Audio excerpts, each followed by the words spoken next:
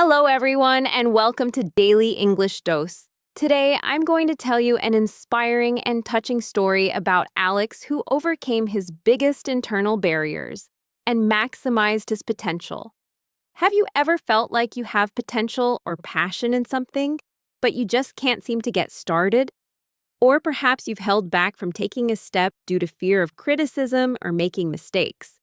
This story will be a beacon of hope for anyone struggling with these very feelings.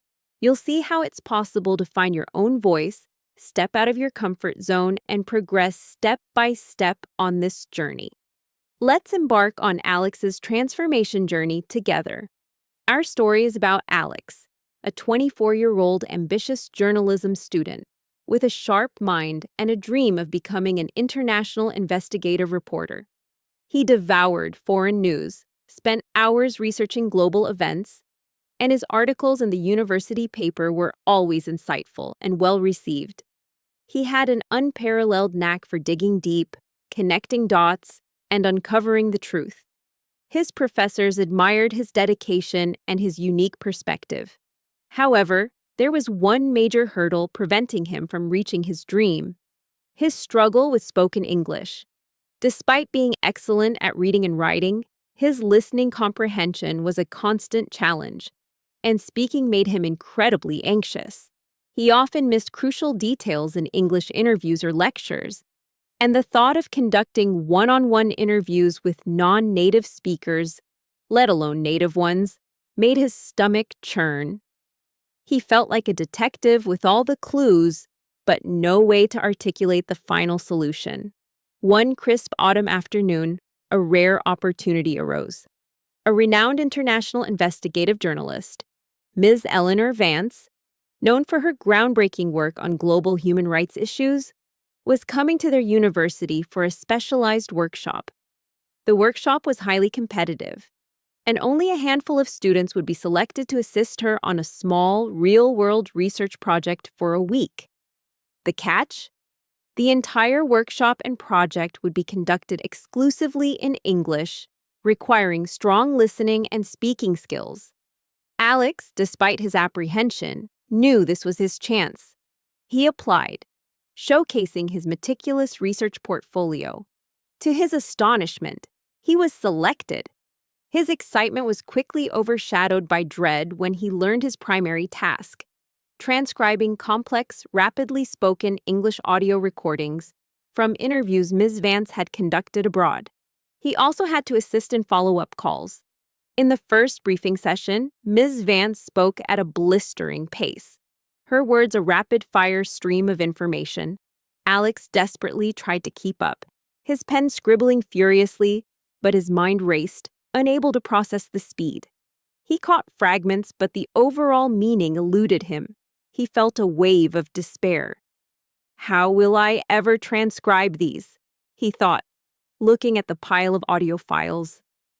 That evening, as he left the lecture hall, a strange old man, with an unusually sharp gaze, bumped into him, causing Alex's bag to fall open. Papers scattered. As Alex quickly gathered them, the old man muttered something in heavily accented English. "Careful, young man. Sometimes the clearest words are the ones you almost miss." He then handed Alex a small, worn, leather-bound notebook that had apparently fallen from Alex's bag. Or so Alex thought. Alex barely registered it, thanking him quickly before rushing off. Back in his dorm, Alex sat overwhelmed by the audio recordings. They were fast, full of jargon, and the accents were challenging. He felt the familiar pang of frustration. He opened his bag to take out his headphones and saw the small leather notebook the old man had handed him. It wasn't his. He must have picked up the wrong one. Curiosity piqued, he opened it. Inside, the pages were filled with what looked like meticulously transcribed English conversations, but with strange, almost rhythmic markings next to each phrase. There were also notes about intonation, pauses, and even emotional cues. It wasn't a standard transcription. It was like a secret guide to listening. "This is incredible," he whispered. "Someone actually broke down how people really speak." He felt a surge of renewed determination. This wasn't just a mistake. It felt like a sign. He decided he would use this mysterious notebook as his new guide to conquer his listening and speaking fears. He had to understand its secrets. Alex began his new regimen with the notebook. He'd play a segment of Ms. Vance's recordings, then try to match it with the notebook's peculiar markings. He discovered it wasn't just about writing words, it was about internalizing the sound of the language. The markings seemed to guide him on where to stress, where to pause, and how to connect words smoothly.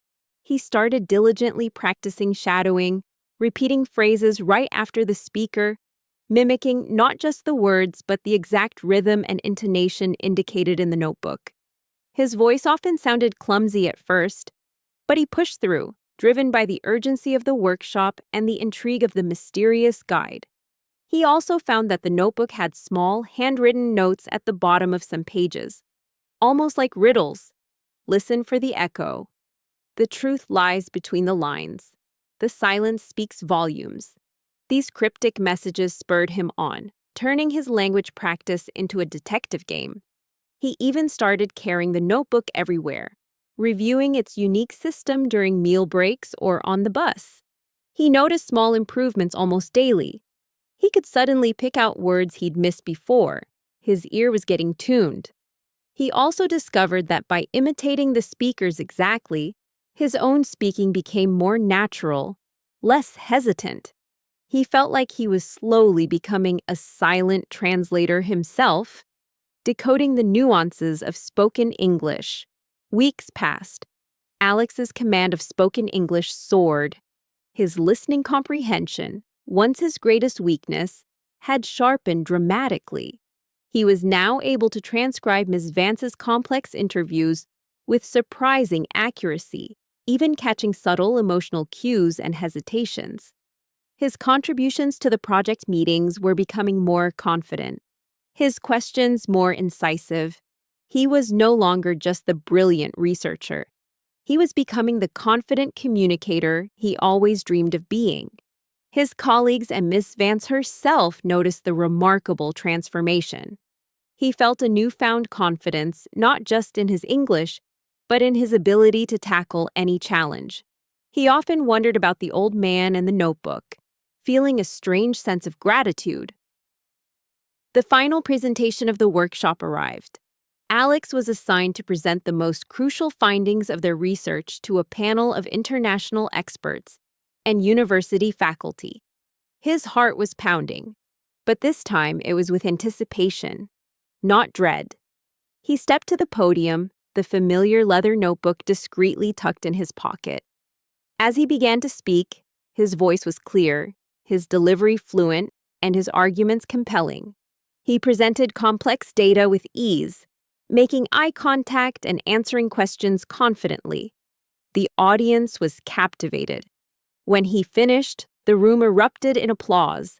Ms. Vance approached him, a proud smile on her face. "Alex," she said, "your transformation has been remarkable.